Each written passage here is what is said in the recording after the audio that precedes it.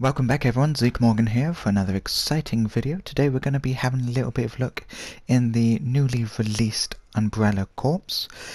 This is going to be a sort of first third-person sort of hybrid shooter from the Capcom series for you. It's mainly a multiplayer-based tactical shooter that was developed and released for Microsoft Windows and PlayStation 4. It was released in June 2016. It's really a spin-off of the Resident Evil series. For those of you that are familiar with your sort of Resident Evil lore, then it's set 2 years after the events of Resident Evil 6 and 12 years after the collapse of the Umbrella Corporation, basically set in 2003 for you. With this, it's meant to offer a competitive multiplayer shooter that features zombies. Everyone loves zombies. However, I felt that it sort of really lacked on a lot of things. I myself grew up with the original Resident Evil 6 then, when it was released in 1996, and obviously I've been enjoying the Resident Evil franchise ever since, with all the games, including some of the ill-forgotten ones that people don't overly like Operation Raccoon City. I thought that was a really nice game. Basically what you see in Umbrella Corps is a sort of cross-match between the original Resident Evil. Then obviously you've got the first, third perspective there. Really limited availability sort of on it.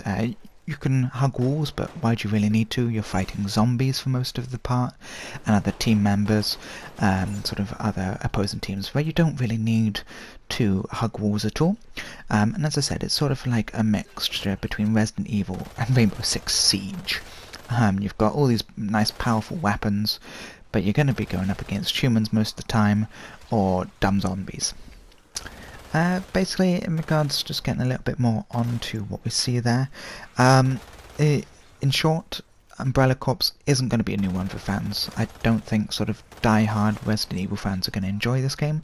I know I didn't for you, and I really didn't like it. I went into there expecting it something to be absolutely brilliant.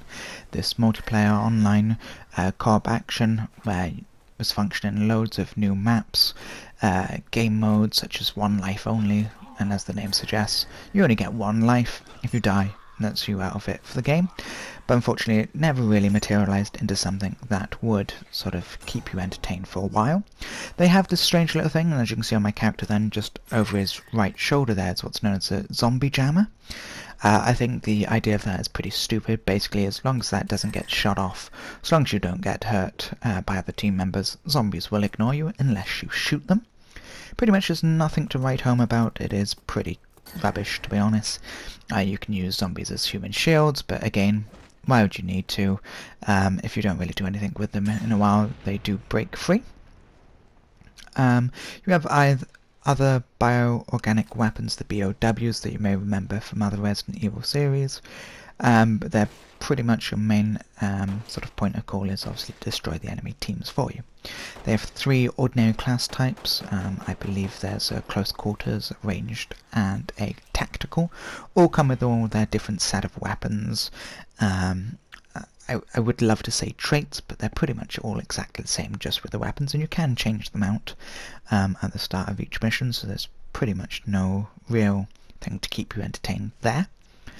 It's clearly been created on a sort of tiny budget, using sort of low-tech options there for you. And obviously, with it, you can buy the full game for about £25. To be honest, I'd rather save you money and not function on it. The gunplay can be sort of satisfying at times. They have some like weirder ideas like the zombie jam, which I think again is a silly idea, but they do have a nice sort of climbing mechanic on that, and you'll see that coming up in the video. I think if they imported that into sort of any other Resident Evil game, maybe that might have turned into something new, but again, it's not really that exciting. Definitely nothing to sort of yell home about. Pretty much it's had some really mixed reviews coming up then, sort of EGM giving it 5.5 out of 10, IGN giving it 3.8 out of 10. So really no real big money makers, especially coming from sort of Capcom, and for you who you normally expect to do quite nice games. you see, it has sort of really unbalanced weapons, such as the brainer that you can see me using on the screen there. Pretty much that's a one-hit kill if you charge it up for enemies, so most of the time you'll see enemies running the other teammates and sort of your opposing teams, if you can get on a match online, just running around there and just bashing everyone's brains in. It's again not really that good.